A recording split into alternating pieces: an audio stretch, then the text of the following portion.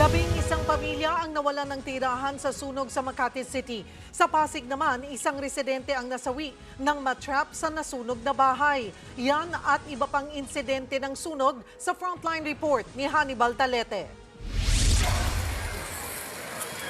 Mula sa malayo, kita na ang malaking apoy sa residential area sa barangay Pinagbuhatan, Pasig. Tumagal ng 3 oras bago naapula ang sunog na yan. Mahigit 30 bahay. 60 pamilya ang naapektuhan sa sunog.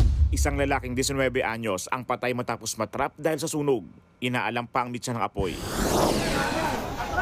Kita sa video ang paglamon ng apoy sa 2 bahay sa barangay Kasilawan, Makati pasado alas 10 kagabi.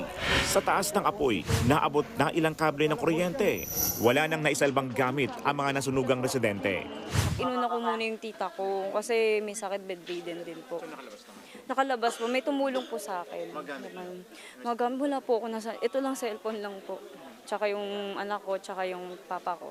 Tumagal ng halos 2 oras bago naapula ang sunog. Wala namang nasaktan. Pero 11 pamilya ang naapektuhan. Tinatayang sa 3.6 million pesos ang halaga ng napinsala. Sa barangay hall muna, manunuluyan ang mga nasunugan.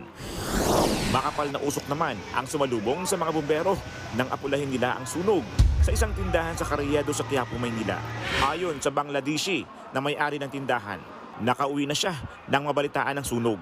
Wala raw siyang ideya kung ano ang pinagmulan ng apoy. Lalo't pinatay nila ang lahat ng appliances bago umuwi. Umabot sa 2 milyong piso ang halaga ng mga panindang natupok. 2 palapag ng commercial building ang nadamay sa sunog. 30 bahay naman ang nasunog sa Upper Smoky Mountain sa Balut, Tondo.